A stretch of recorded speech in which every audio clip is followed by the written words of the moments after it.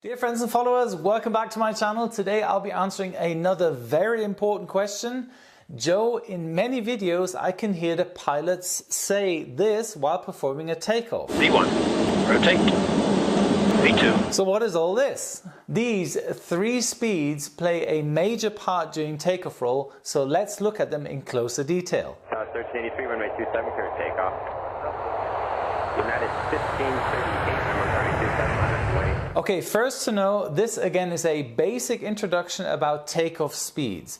The speeds we're talking about today will always follow in that order. V1, VR or rotate, and V2. And these speeds apply no matter if you're sitting in a little twin-engine Cessna or a Boeing 747, the speed definition is for either plane the same. Okay, let's look at V1. Imagine yourself in the cockpit of your plane and applying takeoff thrust to your engine, and as you gently accelerate down the runway, you come to a point where you reach V1. So by the book, V1 is defined as the speed beyond which the takeoff should no longer be aborted. Meaning that in case you experience any trouble with your plane before reaching V1, the classic example would be an engine failure, you would immediately abort your takeoff and would apply all necessary matters to bring the aircraft to a stop. Although the use of full reverse thrust is not mandatory. I'll come back to that in a second. So in this video here, this Airbus A319 applied takeoff thrust and due to a technical malfunction had to abort the takeoff prior reaching V1.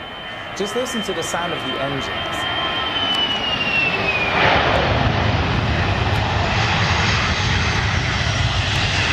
Now the auto brake system comes active and immediately applies pressure to the brake cylinders. The ground spoilers are deployed, so are the reversers, and the plane and crew come to a safe stop on the runway. The smoke you can see here is coming from the brakes, as they are the primary force slowing down the aircraft.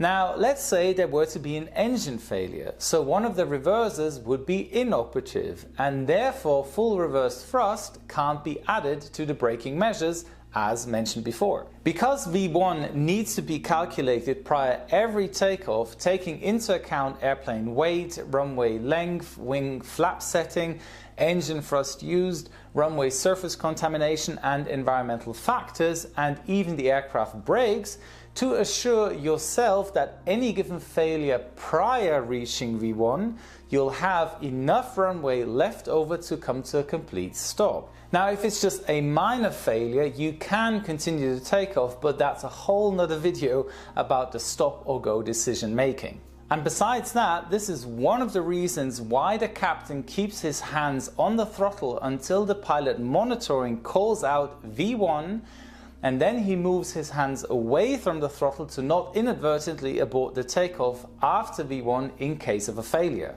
So in case you experience any serious malfunction after V1, you would have to commit yourself to continue the takeoff, otherwise a takeoff abort will lead to a runway overrun and could severely damage your plane. Next speed to call out is VR, or better known as rotate. By the book, VR is defined as the speed at which the pilot begins to apply control inputs to cause the aircraft nose to pitch up, after which it will leave the ground. Again, VR is also calculated prior takeoff in accordance with aircraft weight, environmental factors, etc. And it's the point where the generated lift over the wings becomes higher than the aircraft weight, keeping it on the ground. Easiest way to memorize VR is the point where the nose wheel leaves the ground and vortexes are created at the wingtips which rotate behind the aircraft. And the point where the main gear leaves the ground, that's the point where you have reached VLOF, the lift-off speed. Next speed is V2. Now, some airliners still have the standard operating procedures to call out V2. Please comment below if you fly for such airline, it would be great to know. Okay, again, by the book, V2 is defined as takeoff safety speed, the speed at which the aircraft may safely climb with one engine inoperative. Okay, let's go back to all engines operative. Now imagine all is normal, you take off and someone would measure your height above ground at the end of the runway, like in this picture here. The height measured is the so-called screen height. Now let's get back to V2 and our engine failure situation. In case one engine fails, you need to maintain the speed of V2 in order to leave the runway at a screen height of 35 feet or higher and maintain the climb rate at V2 to be clear of obstacles in the departure sector. And you should be able to maintain that speed and climb rate until reaching one engine out acceleration altitude, where you then gain speed and retract the slats and flaps and continue with the emergency procedures. This video here is a great example for V2.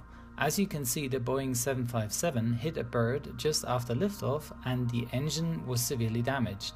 The pilots maintained V2 and the respective climb rate, retracted the gear and performed all the necessary emergency procedures, flew a traffic pattern and landed the airplane safely. The reason therefore is when local authorities design departure routes including obstacle avoidance procedures, they predict that your aircraft is at least capable of maintaining V2 with one engine and the gear retracted and guarantee obstacle collision protection. But trust me, there's a little bit more to it, so this was just a basic explanation of V2. Okay, I hope you enjoyed this short little video about the takeoff speeds. Next week's video will be all you need to know about the ram air turbine, so stay tuned for that. And tomorrow I'll be uploading my 100,000 follower thank you video, so please make sure to check that out because I need your feedback on that video. You'll see why. Thanks for your time. See you next Thursday. Make sure to subscribe to my channel and check out my Instagram account at Fly with Captain Joe. All the best, your Captain Joe.